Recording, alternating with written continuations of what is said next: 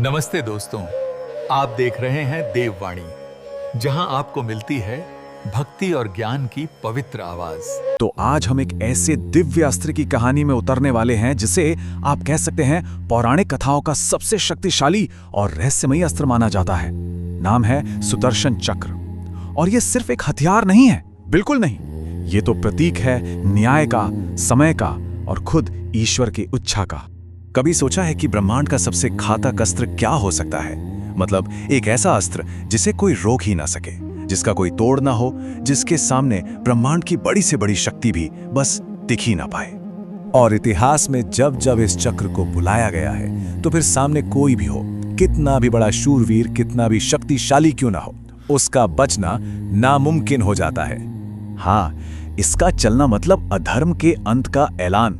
और ये बात समझनी बहुत जरूरी है कि ये अस्त्र सिर्फ विनाश नहीं करता, इसका असली काम तो धर्म की स्थापना करना है। तो चलिए सुदर्शन चक्र के सबसे मशहूर किस्से से शुरू करते हैं। ये एक ऐसी घटना है जहां इस चक्र ने सिर्फ न्याय ही नहीं किया, बल्कि कुछ ऐसा कर दिखाया जिसके बारे में किसी ने सोचा तक नहीं था। ये जो 100 का आंकड़ा है ना, ये दरअसल एक वादा था, एक वचन जो भगवान कृष्णा ने अपनी बुआ यानी शिशुपाल की मां को दिया था। उन्होंने कहा था कि वो शिशुपाल की 100 गलतियों को माफ कर देंगे। अब सीन है राजसूय यज्ञ का। भरी सभा है और कृष्ण को सबसे ज्यादा सम्मान दिया जा रहा है। बस यही बात शिशुपाल से देखी नहीं गई। उसका अहंकार, उसकी ईर्ष्या सब उबल पड़ी और उसने एक के बाद एक कृष्ण का अपमान करना शुरू कर दिया। वो अपनी 100 गलतियों की लिमिट पार कर रहा था और शिशुपाल वो तो रुक ही नहीं रहा था। उसके मुंह से निकला हर शब्द जहर में डूबा हुआ था। और फिर जैसे ही उसने वो 101वीं गलती की, बस उसी पल उसका भाग्य लिखा जा चुका था। उसी एक क्षण में भगवान कृष्ण ने अपनी उंगली उठाई और सुदर्शन चक्र का आह्वान किया। और पलक झपकते ही वो दिव्य चक्र हवा को चीरता हुआ शिशुपाल तक पहुंचा और उसका सिर धड़ से अलग कर दिया। न्याय फौरन और निर्णायक। लेकिन रुकिए, कहानी यहाँ खत्म नहीं होती। ये तो बस शुरुआत थी। वहां मौजूद हर किसी ने देखा कि शिशुपाल के शरीर से एक रोशनी निकली, एक दिव्य ज्योति, और वो सीधे भगवान कृष्ण में समा गई। मतलब सुदर्शन चक्र ने उसे सिर्फ सजा नहीं दी, बल्कि उसे जन्म मरण के बंधन से आजाद कर दिया, उसे मोक्ष दे दिया। इससे पता चलता है कि इस चक्र का काम सिर्फ मारना नहीं, बल्कि तारना भी है। तो ये तो हुई न्याय की बात। अब देखते हैं कि ये चक्र सिर्फ ताकत का ही नहीं, बल्कि एक जबरदस्त स्ट्रैटेजी का भी हथियार कैसे है। महाभारत के मैदान में इसका एक ऐसा इस्तेमाल हुआ जिसने पूरे युद्ध का पासा ही पलट कर रख दिया था। देखिए प्लान कितना शानदार था। अर्जुन ने कसम खाई थी कि सूर्यास्त से पहले जयद्रथ का वध करेंगे, वरना खुद अग्नि में समा जाएंगे। लेकिन जयद्रथ वो तो छिप गया था और समय निकलता जा रहा था। तब कृष्ण ने सुदर्शन चक्र को बुलाया, लेकिन किसी को मारने के लिए नहीं, बल्कि सूरज को ढकने के लिए। उन्होंने एक आर्टिफिशियल, एक नकली सूर्यास्त का भ्रम बना दिया। और एक पल के लिए तो लगा कि बस खेल खत्म। पूरे मैदान में निराशा छा गई। कौरवों की सेना तो जश्न मनाने लगी। ऐसा लगा कि अर्जुन अपनी प्रतिज्ञा हार गए और अब उन्हें आत्मदाह करना ही होगा। लेकिन तभी कृष्ण मुस्कुराए।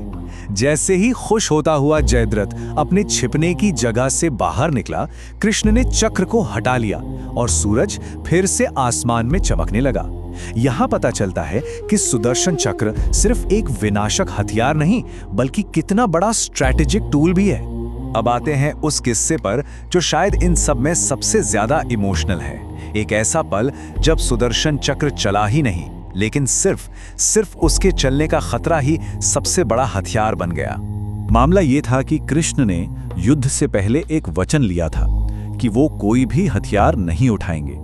लेकिन जब भीष्म पितामह अपने बाणों से पांडवों की सेना पर कहर ढा रहे थे, तो अपने भक्तों का दर्द देखकर कृष्ण का गुस्सा वो अपने चरम पर पहुंच गया। उनका वचन टूटने की कगार पर था और गुस्से में कृष्ण रथ से कूदे और उन्होंने रथ का एक टूटा हुआ पहिया उठा लिया, जो उस पल में सुदर्शन चक्र का ही रूप था, और वो भीष्म की तरफ बढ़ चले।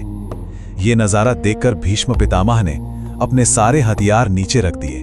उन्होंने हाथ जोड़ लिए और कहा, प्रभु आपके हाथों मृत्यु तो मेरा सौभाग्य है। तभी अर्जुन बीच में आए और उन्होंने कृष्ण को उनका वचन याद दिलाया। कृष्ण का गुस्सा शांत हुआ और वो पहिया जो चक्र का प्रतीक बन गया था उसे नीचे रख दिया गया। देखा, यहाँ चक्र को चलाने की जरूरत ही नहीं पड़ी, सिर्फ उसके उठने के खौफ ने ही वो कर दिखाया जो बड़े बड़े हथियार नहीं कर सके। तो इन 3 अलग अलग कहानियों से हम क्या समझते हैं? एक बात तो साफ है, सुदर्शन चक्र सिर्फ एक घूमने वाला घातक हथियार नहीं है। इसका मतलब इसका रहस्य कहीं ज्यादा गहरा है। असल में सुदर्शन चक्र संपूर्ण न्याय का प्रतीक है, जो हमेशा हमेशा धर्म के साथ खड़ा होता है। ये समय का वो पहिया है जो कभी किसी के लिए नहीं रुकता। और सबसे बड़ी बात, ये खुद भगवान की इच्छा शक्ति है जो अधर्म को मिटाने के लिए ही प्रकट होती है। तो आखिर में एक सवाल मन में आता है, क्या सुदर्शन चक्र आज भी मौजूद है? कई लोगों का मानना है कि हाँ, ये आज भी एक दिव्य ऊर्जा के रूप में मौजूद है, पर दिखता सिर्फ उन्हें है जो धर्म के रास्ते पर हैं। शायद ये वो आखिरी रक्षक है जो बस सही वक्त का इंतजार कर रहा है। सोचने वाली बात है ना? तो दोस्तों, आज की वीडियो में बस इतना ही। अगर आपको ये वीडियो पसंद आया हो तो इस वीडियो को लाइक करें, शेयर करें और हमारे चैनल को सब्सक्राइब करना ना भूलें। बेल आइकन को जरूर दबाएं ताकि ऐसी धार्मिक और